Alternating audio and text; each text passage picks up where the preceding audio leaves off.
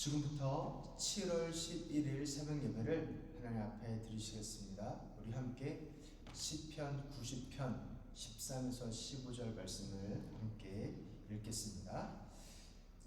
시편 90편 13에서 15절 말씀입니다. 주님 돌아와 주십시오. 언제까지입니까? 주님의 종들을 불쌍히 여겨 주십시오. 아침에는 주님의 사랑으로 우리를 채워주시고 평생토록 우리가 기뻐하고 즐거워하게 해 주십시오. 우리를 괴롭게 하신 날 수만큼, 우리가 재난을 당한 횟수만큼 우리에게 즐거움을 주십시오. 아멘.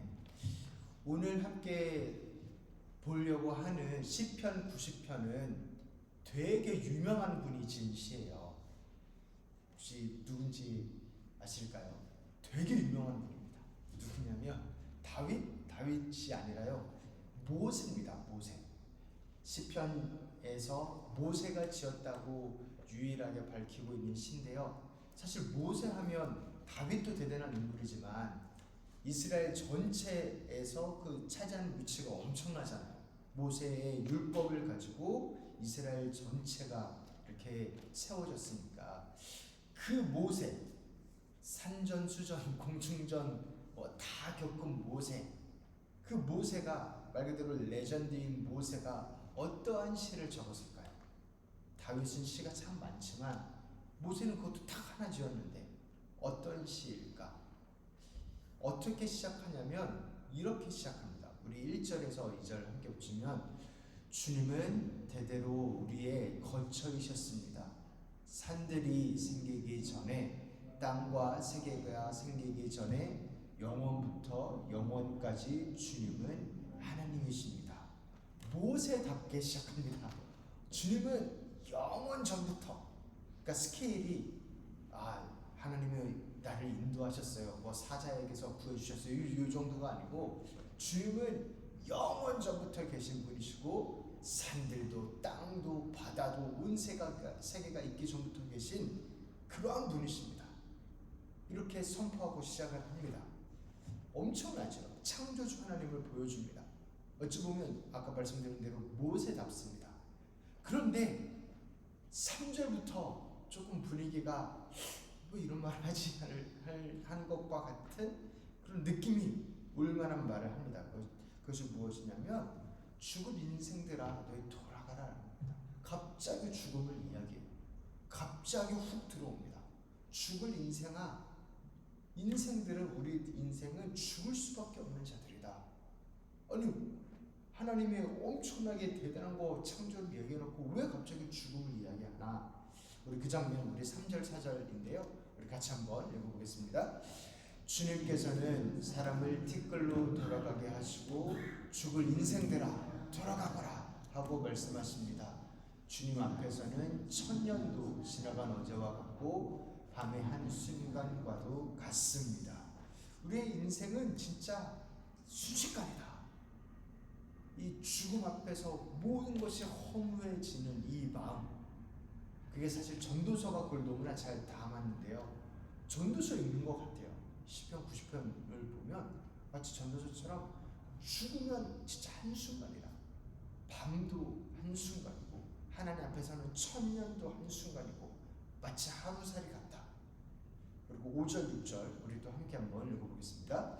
주님께서 생명을 거두어 가시면 인생은 한순간의 꿈일 뿐 아침에 돋아난 한 폭의 풀과 같이 사라져 갑니다. 풀은 아침에는 돋아나서 꽃을 피우다가도 저녁에는 시들어서 말라버립니다. 네, 한순간의 꿈과 같을 뿐. 네, 그런 사자성어도 있잖아요.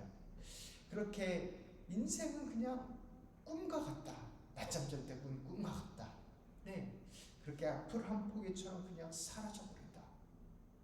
아니, 모세가 이런 말을 하면 어떡해요?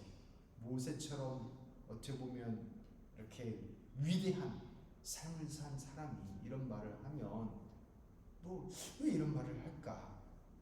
안 그래도 죽고 끝나고 짧은 허무한 인생인데 더 안 좋은 소식을 전합니다. 안 그래도 짧고 죽어버리고 허무한데 죄를 말하죠. 죄. 그렇게 순식간 같은 인생이 즐거움만 가득해도 너무나 좋겠는데 인간은 죄를 벗어날 수 없다. 그 죄를 이야기합니다. 그게 7절 8절인데요. 그건 제가 읽겠습니다. 주님께서 노하시면 우리는 사라지고 주님께서 노하시면 우리는 소스라치게 놀랍니다. 왜 노하시냐면 주님께서 우리 죄를 주님 앞에 들춰내놓으시니 우리의 숨은 죄가 주님 앞에 환히 드러납니다. 그래서 아니라고 할 수도 없고 거짓말도 다 아시겠고 꽁꽁 숨겨도 다 드러나겠고 한없이 초라해지고 한없이 허무한 이 고백, 이런 배경에서요 우리 성도님들이 아주 잘 아시는 그 구절이 나옵니다. 그게 뭐냐면 10절인데요 우리 7절에서 9절에서 11절 말씀 우리 같이 한번 읽어보겠습니다. 주님께서 노하시면 우리 일생은 사그라지고 우리의 한평생은 한숨처럼 쓰러지고 맙니다. 네, 계속 11절까지 읽겠습니다.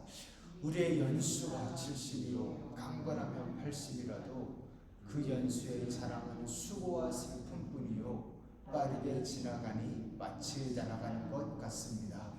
주님의 분노의 위력을 누가 알 수 있겠으며 주님의 진노의 위세를 누가 있겠습니까? 네, 70, 80이라는 말, 그 말 많이 하잖아요. 네, 우리의 연수가 70이요, 강건하면 건강하면 80이다. 그게 우리의 모습이다. 근데 그것도 수고와 슬픔뿐이다. 근데 그것도 너무나 빨리 지나간다. 이러한 허무와 초라함과 엄청난 현실, 죄라는 현실 앞에서 그러면 여기서 모세는 뭐를 이야기할까요? 전도서에서는 허무하다라고 이야기를 하고, 근데 사실 그게 끝이 아니거든요. 그 허무하다라고 말하는 그 티처, 코헬렛 전도자 말고 다른 전도자가 이제 등장하는데 거기는 하나님의 심판을 기억하고 하나님을 경외하라 그렇게 살라고 하는데 여기서는 모세는 뭐라고 할까요? 분위기가 진짜 전도서랑 거의 비슷한데요.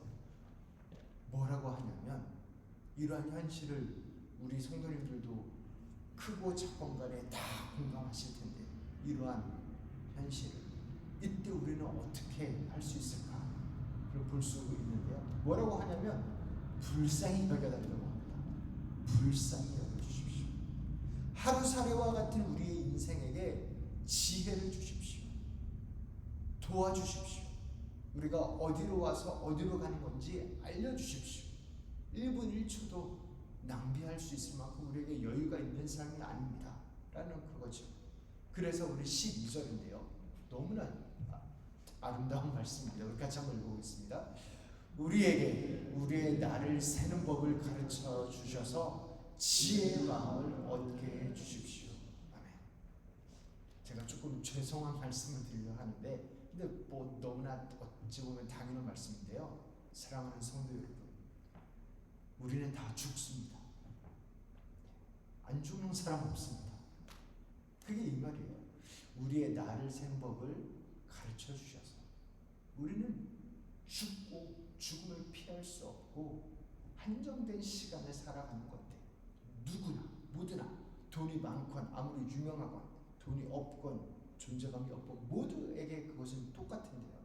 동일한데요. 모두에게 24시간이 주어졌듯이 모두에게 죽는다라는 사실은 똑같은데요. 그러면 지혜롭게 살아야죠. 지혜롭게. 그거를 성경 아니 기독교에서는 종말론적인 신앙 이렇게 표현도 하는데요. 죽음을 기억하고 신앙생활을 하는 겁니다. 근데 이게 지혜인데 그래서 라틴어로는 오는 그 신앙적이 아니라 그냥 격언으로 메멘토 모리 많이 들어보셨죠? 메멘토 모리, 죽음을 기억하라.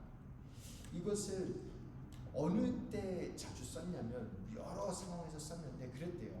옛날 로마에서는 이렇게 전쟁이 있으면 원정의 전쟁을 갔다가 승리하고 돌아오는 개선 장군, 승리한 장군, 지고 돌아오는 패전 그런 장군이 아니라 승리하고 오고 길거리에 환호를 받으면서 개선문을 지나가는 그 장군한테 장군이 그 로마의 전통인가 봐요. 이렇게 노예를 뒤에다가 두고 외치라고 했대요. 그 개선 장군 그 뒤에다가 개선 장군이 들을 수 있게 노예가 외친 말이 메멘토 모리였대요. 라고 합니다. 죽음을 기억하라. 지금이 이겨서 개선 장군으로 들어가지만 너도 언젠가는 죽을 인생이다. 그걸 외치라고 했다고 합니다. 그러니까 겸손하라 라는 것을 리마인드하려고 했던 거죠.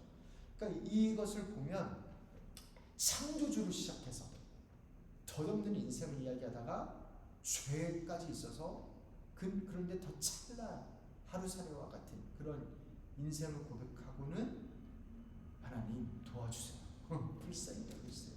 우리 좀 가르쳐주세요. 이 인생 잘 살아야 되는데 어떻게 사는 게 잘 사는 겁니까? 그 기도를 하는 겁니다. 그래서 허무주의에 빠지는 게 아니고 뭐 될 대로 돼야지 whatever 이게 아니고요. 창조주가 계시니까 해 아래 인생은 이렇게 허무할 수밖에 없으나 세상은 해 아래만 있는 게 아니죠. 해 위의 세상도 있죠. 하늘 위에 계신 하나님도 계시죠. 그러니까 해 아래의 인생을 보면 모든 게 새로운 게 없고 덧없는 게 너무나 많은데 하나님은 해 위에 계신 전능하신 분이기 때문에 좀 도와주세요. 주님 알려주세요. 어떻게 해야 됩니까? 이것을 물어본 겁니다. 그래서 13절 우리도 함께 읽어보겠습니다. 주님 돌아와 주십시오. 언제까지입니까? 주님의 종들을 불쌍히 여겨주십시오. 주님이 함께 계셔야만 의미가 있다는 것을 너무나 잘 아는 겁니다. 그래서 불쌍히 여겨달라고.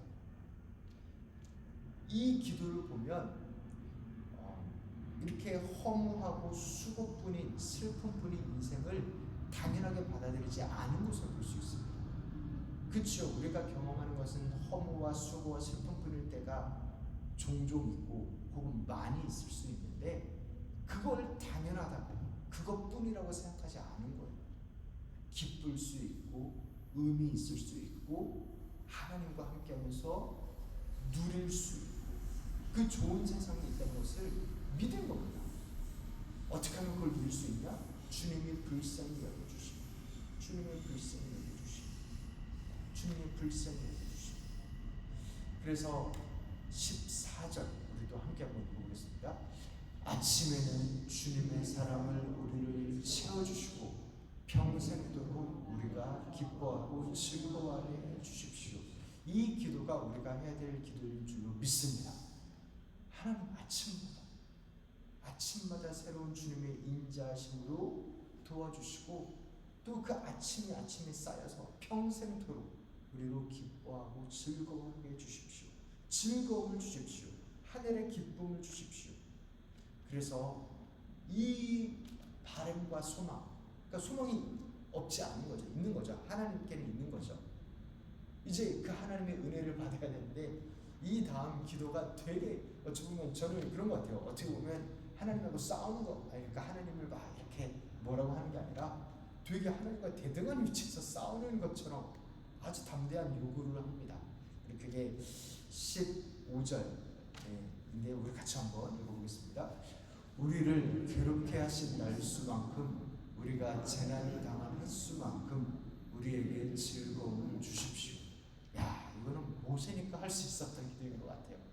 모세처럼 하나님하고 친하니까 나를 괴롭힐 만큼 나를 좀 즐겁게 해주셔 뭐 이런 말을 하는 거니까.